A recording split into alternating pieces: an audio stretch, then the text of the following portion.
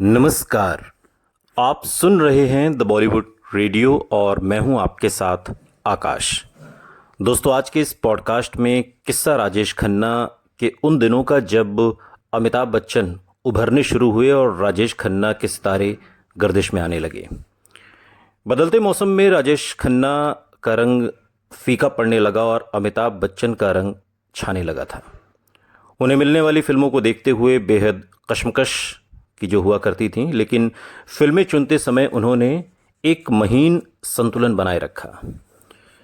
वो प्रेम नगर जो साल 1974 में आई, जैसी ठेठ मसाला फिल्म जो कि एक तेलुगु फिल्म का रीमेक थी, भी उतनी ही सहजता से कर रहे थे राजेश खन्ना जितनी सहजता से उन्होंने साल 1974 में आई आविष्कार जैसी एक शहरी मध्यवर्गीय आदमी की भूमिका जो शादीशुदा जीवन की पीड़ा सह रहा है वो की थी। आपकी कसम की तरह प्रेम नगर और उसका संगीत बहुत लोकप्रिय हुए, लेकिन जुदा बात यह थी कि गीतों की लयबद्ध एस.डी. बर्मन ने किया था। संगीत एस.डी. बर्मन का था और आमतौर पर जबकि राजेश खन्ना की फिल्मों में आर.डी. बर्मन का संगीत हुआ करता था।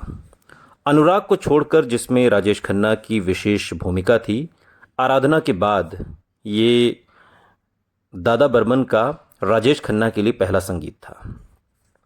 और विडंबना यह है कि आर.डी. बर्मन के ज़्यादा नज़दीक होने के बावजूद भी उनके पिता ने ये लाल रंग कब मुझे छोड़ेगा को संगीतबद्ध किया था, जो गीत राजेश खन्ना का सबसे पसंदीदा गीत था। एक ऐसा सितारा जो मायूसी में भी उम्मीद की मिसाल था। राजेश खन्ना को आविष्कार जैसी फिल्म में आमतौर पर गलत चुनाव माना जाता, जो घोर निराशा के बारे में थी। आविष्कार शहरी शादीशुदा जिंदगी पर बासु चटर्जी की त्रयी का दूसरा हिस्सा अनुभव जो साल 1971 में उसके बाद आई थी और पूरी तरह से उस घर में फिल्माई गई जिसमें निर्देशक और उस समय उनकी बीवी रिंकी रहते थे। बासु संजीव कुमार को ही फिल्म में लेते, जिनके साथ वो फिल्मी और असल जिंदगी में बहुत सहज महसूस करते थे। अगर शर्मिला टैगोर ने न सिर्फ राजेश खन्ना का नाम सुझाया होता बल्कि उन्हें राजी भी न कर लिया होता तो फिर संजीव कुमार होते। बासु को हैरान करते हुए ये बात हो ही गई आखिर। रिंकी भट्टाचार्य, जिन्होंने आविष्कार के लिए पोशाकें तैयार की, उनके अनुसार बासु राजेश खन्ना जैसे बड़े सितारे को लेने के बारे में सोचते भी नहीं, लेकिन एक बार हाँ कर देने के बाद राजेश खन्ना ने अपने व्यवहार और जोश से सबको हैरान कर दिया था।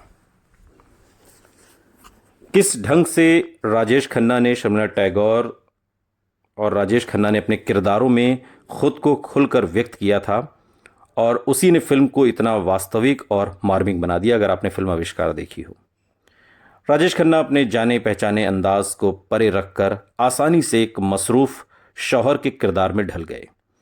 आविष्कार में राजेश खन्ना और शर्मिला टैगोर को एक दूसरे के साथ देखना एक ऐसे युगल को अपनी आंखों के सामने एक दूसरे से दूर होते देखने जैसा है जिन्हें आप जानते हैं। दोनों अदाकार एक दूसरे के साथ सहज ही नहीं थे बल्कि एक दूसरे को पसंद भी करते थे, जो शर्मिला टैगोर के राजेश खन्ना का नाम सुझाने की एक बड़ी वजह भी था। राजेश खन्ना को किरदार इतना पसंद आया कि उन्होंने मेहनताने की भी परवाह नहीं की और जो भी उन्हें दिया जा सका उन्होंने कबूल कर लिया। सेट पर पहुंचते ही राजेश खन्ना बासु की उम्मीद से ज़्यादा अच्छा काम करते और इतना सहज महसूस कराते कि वो बासु और रिंकी को अपने दोस्त मानने लगे। आविष्कार में राजेश खन्ना की अदाकारी उनकी दिल से की गई भूमिकाओं में से एक है और उसने उन्हें उनका तीसरा और आखिरी फिल्म फेयर पुरस्कार दिलाया और राष्ट्रीय फिल्म पुरस्कारों में भी बेहतरीन अभिनेता का उल्लेख है। दिल्ली स्थित पत्रकार गौतम कौल को ये कुछ जुदा ढंग से याद है। कौल, जिनका दावा है कि वो बासु को इतनी अच्छी तरह से जानते थे कि दोस्त कह सकें, उन्होंने 2012 में राजेश खन्ना के स्वर्गवास के बाद एक लेख में लिखा कि आविष्कार राजेश खन्ना और बासु के दरमियान एक समझौता था, उस तमाम परेशानी के लिए जो राजेश खन्ना ने बासु को उनकी फिल्म डाकू जो साल 1975 में आई उसके लिए दी थी। कौल ने लिखा कि अंजू महेंद्रू से रिश्ते टूटने के बाद ठुकराए हुए राजेश खन्ना ने डाकू, जिसमें कदाचित अंजू महेंद्रू थी, के सारे प्रिंट और नेगेटिव खरीद लिए थे ताकि फिल्म दिन की रोशनी में न देख पाए। इस लेखक के साथ मुलाकात में पहले पुलिस अफसर रह चुके कौल ने कहा कि राजेश खन्ना अपनी भूतपूर्व प्रेमिका की तरफ बदले की भावना से भरे हुए थे और अब निर्माता को उसी की कीमत चुकाने के लिए आविष्कार में काम करने पर राजी हुए थे। रिंकी को यह घटना बिल्कुल याद नहीं। दरअसल उसे कॉल ही याद नहीं जो उन लोगों में शामिल था जिन्होंने डाकू के लिए टैक्स की छूट की मांग की थी, जो अमृता प्रीतम की एक किताब पर आधारित थी, जिसने उसने आलेख में जो कहा कि उसे तो छोड़ ही दो। कबीर बेदू जो डाकू में थे का भी मानना है कि कौल इस फिल्म को किसी और फिल्म के साथ गडमड कर रहे थे। ये बातें कई लोगों ने कही। रिंकी को याद है कि कैसे 50 दिन के कार्यक्रम के दौरान जो कुछ सालों में फैला था, राजेश खन्ना सहयोग का साकार रूप थे। तारीखों के टकराव के अलावा राजेश खन्ना की तरफ से और कोई परेशानी नहीं थी। उसका कहना था कि ये भी जोड़ा उन्होंने साथ में कि राजेश खन्ना ने कभी अपनी धाक नहीं जमाई, जो आमतौर पर उनके बारे में मशहूर था। असल में तो रिंकी का ये भी कहना है कि शर्मिला टैगोर, जो उनकी करीबी दोस्त थीं, उन्होंने राजेश खन्ना के मुकाबले ज़्यादा पैसा भी लिया और कम मददगार भी रहीं। राजेश खन्ना को पूरी व्यवस्था इतनी करीबी और सहज लगी कि घर जैसा महसूस हुआ। हो सकता है कि बासु की तरह, जो अपनी असल ज़िंदगी की परेशानियों के इजहार की तलाश में थे, राजेश खन्ना भी अपने लिए कुछ जवाब ढूंढ रहे हों।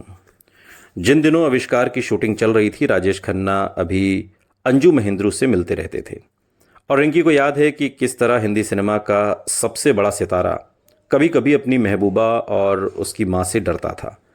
रिंकी को एक ख़ास रात याद है जब वो देर तक शूटिंग करते रहे थे। आखिरकार जब बासु ने पैकअप का ऐलान किया तो राजेश खन्ना ने पति पत्नी से उनके साथ अंजू के घर तक चलने को कहा। उन्होंने बताया कि उस दिन अंजू का जन्मदिन था और वो अकेले वहां जाने से डरते थे। रिंकी के अनुसार वर्सोवा में अंजू का घर, जहां उस वक्त आबादी बहुत कम थी, उस इलाके के चंद एक घरों में से एक था और उस पर पूरी तरह से राजेश खन्ना का पैसा लगा था। रिंकी कहती हैं कि उसने किनारे रहकर सब कुछ देखा है और जब अचानक राजेश खन्ना ने डिंपल से शादी कर ली तो वो भी हैरान थे।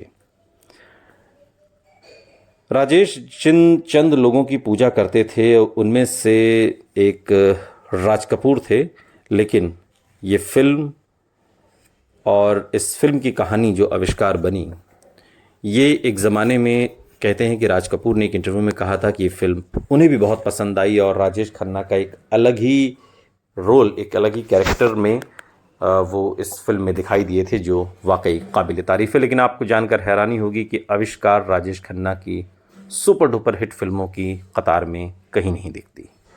सुनते रहिए द बॉलीवुड रेडियो, सुनता है सारा इंडिया।